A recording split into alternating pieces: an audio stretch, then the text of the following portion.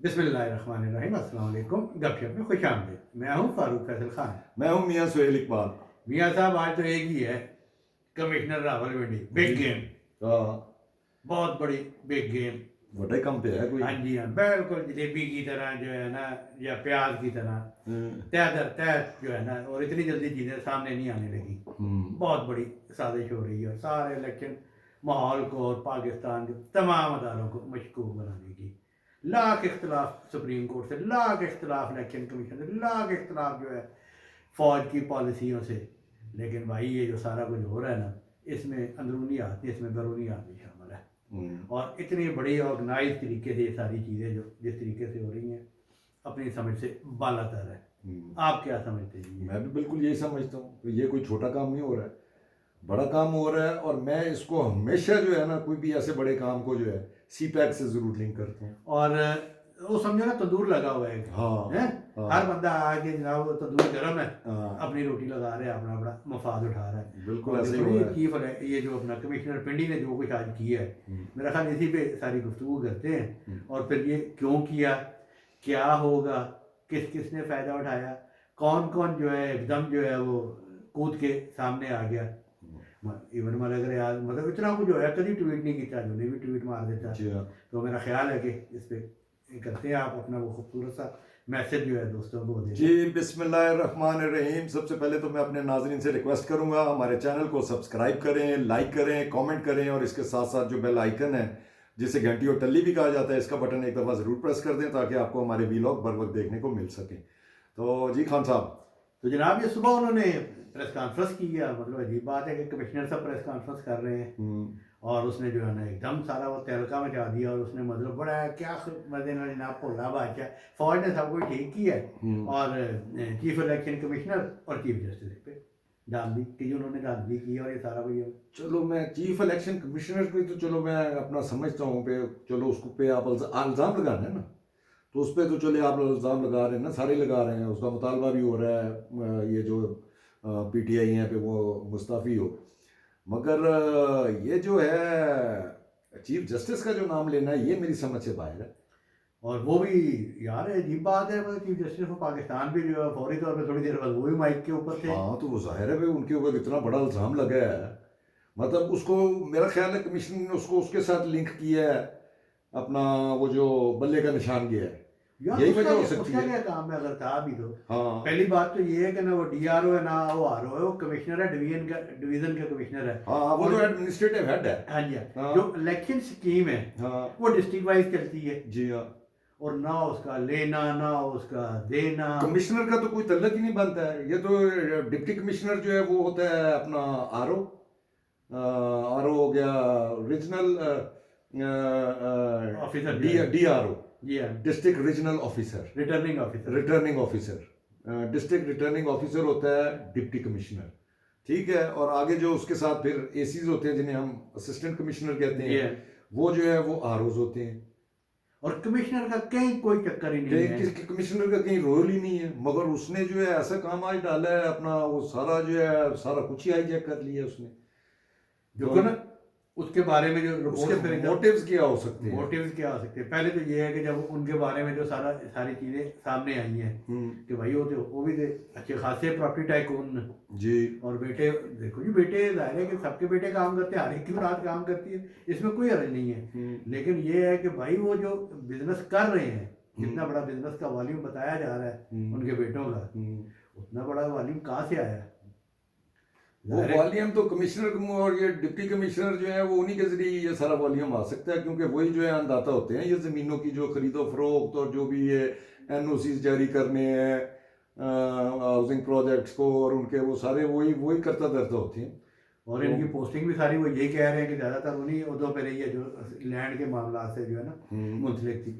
अच्छा जी, क्या हो सकता है? क्यों कोई कह रहा है कि जी वो अपना ज़हनी तौर पे पीटीआई के थे, कोई कह रहा है कि जनाब वो ज़ाहिर है वो अपना शहबाज शरीफ के साथ भी थे, वो शहबाज शरीफ के साथ 5 साल जो है वो चीफ मिनिस्टर सेक्रेटेरिएट में भी रहे हैं। तो लिहाजा वही जो आपने बात है कि जो करू अफसर होता है ना जी, करू अफसर वो सबको प्यारा होता है, वो अपनी जगह खुद ही बना लेते हैं, वो हर दौर में वारदात हर एक करके। का प्यारा रहा है कि हाँ। नायब तहसीलदार से उठा है तहसीलदार, और अमूमन ये होता है कि असिस्टेंट कमिश्नर पे रिटायर हो जाते हैं या ऑनरेरी डिप्टी कमिश्नर पे रिटायर हो जाते हैं। ये जनाब डिप्टी कमिश्नर से क्या, ये कमिश्नर तक पहुंच इसमें गए। तो हमारे यहाँ पे एक मिसाल होती थी, इस्लामाबाद में भी एक हमारे होते थे मोहम्मद अली, नायब तहसीलदार से शुरू हुए थे और वो भी बड़े चहेते थे सारों के, और वो करते करते जो है वो किधर कमिश्नर तक ही पहुंच गए थे। अच्छा, इन्हीं के दौर में जो है इधर जो पिंडी में फेज़ 1 to 6 है वेरिया टाउन का, और फेज़ 7 फेज़ 8 में आपने कई दफ़ा गए हैं मेरे साथ, वो नाले सारे कवर हो गए, नाले सारे कवर हो गए। और मलक रियाज साहब जो है वो इसकी हिमायत में आ गया कि जी मेरा तो तल्ले भी कोई नहीं है भी वो ये नजर तो आता है कि देखिए जी उसका तो उसको चीफ जस्टिस पड़ा जो मलक रियाज तो जो काजी फायज ईसा का नाम लिया है ना, वो काजी फायज ईसा तो जो इस वक्त सबसे ज्यादा तकलीफ दे रहा है वो रियाज मलिक को दे रहा है। जी हाँ, ठीक है, वो जो उसका वो क्या 190 मिलियन पाउंड में जो आया भी था, हाँ, वो सुप्रीम कोर्ट से निकलवा के हुकूमत पाकिस्तान वो तो हुकूमत पाकिस्तान को मिल गया, वो अकाउंट सस्पेंड है। हाँ, और अच्छा मलक रियाज साहब कह रहे हैं जी मैं तावन के लिए तैयार हूँ तहकीकात के लिए, तो भी पाकिस्तान आ वापस लग पता जाएगा। जी हाँ, तो एक तो इसमें तो एक तो ये मेन प्लेयर तो जो है रियाज मलिक ही नजर आ रहा है इस सारी गेम में। जी हाँ, ठीक है, फिर मुझे ये समझाएं खान साहब, ये अब कमिश्नर साहब थे, उनके नॉलेज में इतनी सारी चीजें थी, उसका यही तरीकाकार होता है कि आप प्रेस कॉन्फ्रेंस आके कर दें? कतई तौर पे नहीं। देखे ना आप, बल्कि सबसे बेहतरीन तरीका तो ये होता है कि आप इन राइटिंग जब रिकॉर्ड पे चीजें ले आते हैं, आप रिकॉर्ड पे लिखे, इसने एक लेटर भी लिखा है इलेक्शन कमीशन को, चीफ इलेक्शन कमिश्नर को, ठीक है, किसी को भी आपने लेटर लिखा होता है, उस लेटर को रिमूव करना ही मुश्किल हो जाता है। वो इतनी जगह पे उसकी डायरी नंबर लगता है, उसके कोई 100 प्रोसीजर होते हैं एक एक जगह से जिधर जिधर से जाता है। इसने एक जगह भी इन राइटिंग किसी को लिख के दी है?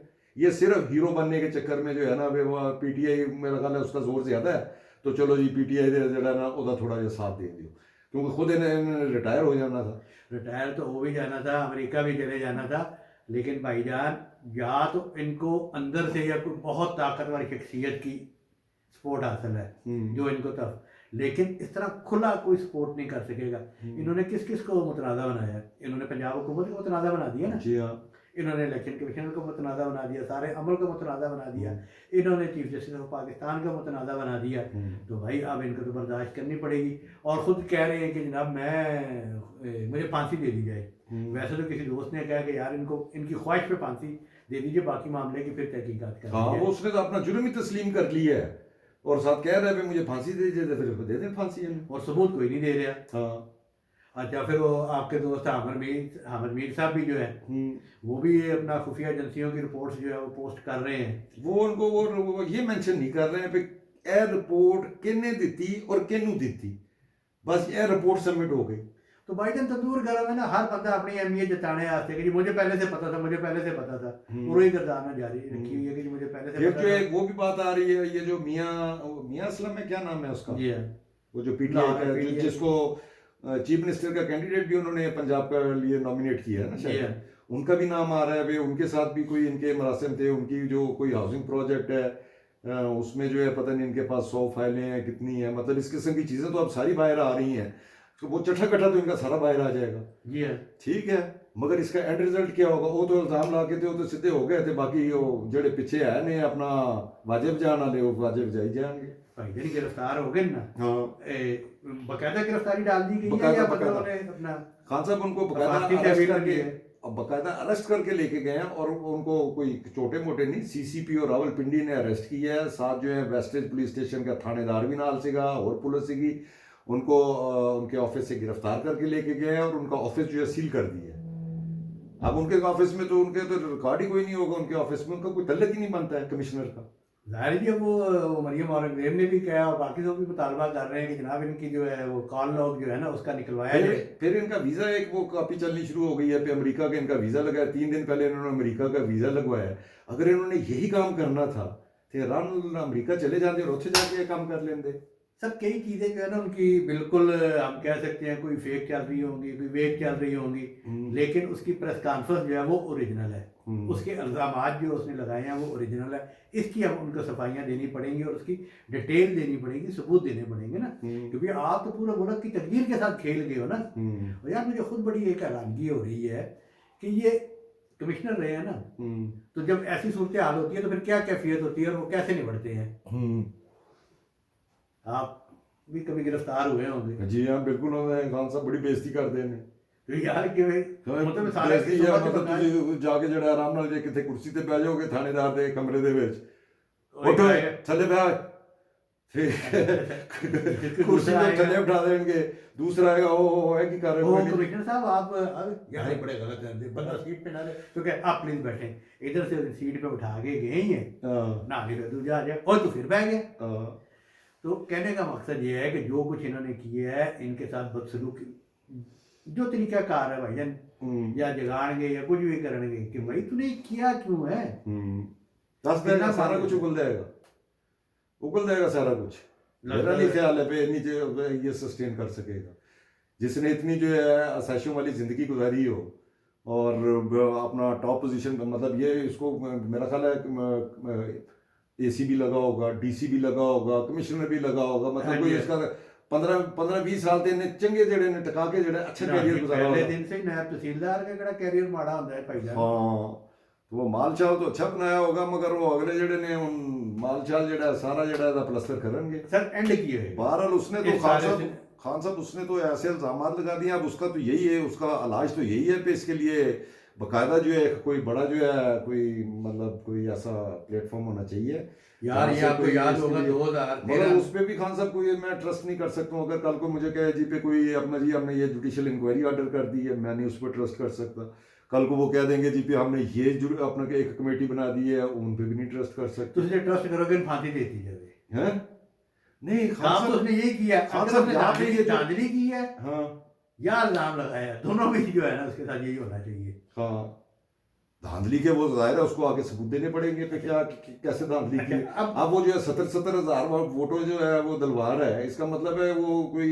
इन्होंने जो पीटीआई के मुखालिफ थे उन्होंने किसी ने 0 वोट लिया था जिनको 70 हजार वोट दिए नहीं ਉਹ 0 ਵੋਟ ਤੇ ਆਪਣਾ ਮੀਆਂ ਨਵਾਜ਼ ਸ਼ਰੀਫ ਦੇ ਖਿਲਾਫ ਜਿਹੜੇ ਲੋਕ ਸਨ ਨਾ ਉਹਨਾਂ ਨੂੰ ਮਿਲੇ ਸਨ ਲਾਹੌਰ ਦੇ ਵਿੱਚ ਇਧਰ ਦੇ मतलब नहीं इस तरह होया हाँ तो ये वो जैसे 70 हजार वोटों का कह रहे हैं 70 कहता है 70 हजार वोटों की लीड जो है मैंने वो खान साहब वो मैं आज जो है सारे बैठ के मैंने ये जो है ना आज पिंडी के पूरे हल्के फ्लोरे हैं वो प्रोविंशियल असेंबली वाले भी और ये नेशनल असेंबली वाले भी मतलब अटक से लेके और चकवाल तक अटक चकवाल रावलपिंडी मरी यही आता है ना पिंडी डिवीजन में वो मैंने सारे देखे हैं मुझे कहीं भी लीड जो है कोई 10,000 15,000 जो भी विनिंग कैंडिडेट है इतनी लीड है अच्छा बहरहाल देखो ये तो वो अगर आप उसमें से 70,000 वो निकाल दें वो जो लीड से जीता हुआ है तो पीछे तो चूंगा बचता है मामला ये है मियाँ साहब कि कोई एक अफसर उठ के ये बात कर दे तो सारा इलेक्शन मशकूक हो जाएगा इसमें भी थोड़ा सा जो है ना तहम्मुल का मुजाहरा करना है 2013 को आपको याद होगा कि अफजल कज़ाफ़ी होते थे इलेक्शन कमीशन में सबक अखबार में जो थे उन्होंने भी इसी तरह का एक इल्ज़ाम लगा दिया था तो जब पहुंचे चीफ जस्टिस के सामने जब बुलाया गया सारा उधर फिर डर के मारे बेहोश हो गए तो इधर भी यही काम होना है इधर भी ऐसे काम होएगा निकलना कुछ भी नहीं है बहरहाल मशकूक बना दिया उसने इलेक्शन को और पीटीआई को एक और नवा जड़ा ढोल बजाने ਲਈ ਜਿਹੜਾ ਨੇ और सानू भी मौका मिल गया ਸਾਨੂੰ ਵੀ ਮੌਕਾ ਮਿਲ ਗਿਆ ਹਫਤੇ ਵਾਲੇ ਦਿਨ ਜਿਹੜਾ ਇੱਕ ਅੱਛੀ ਗੁਫ਼ਤਗੂ ਕਰਨ ਦਾ ਤੇ ਇਜਾਜ਼ਤ ले लिया इजाजत ले लीजिए ठीक है जी आज तक के लिए इतना ही काफी कल इंशाल्लाह फ्रेश वीलॉग के साथ फिर हाजिर खिदमत होंगे अल्लाह हाफिज अल्लाह हाफिज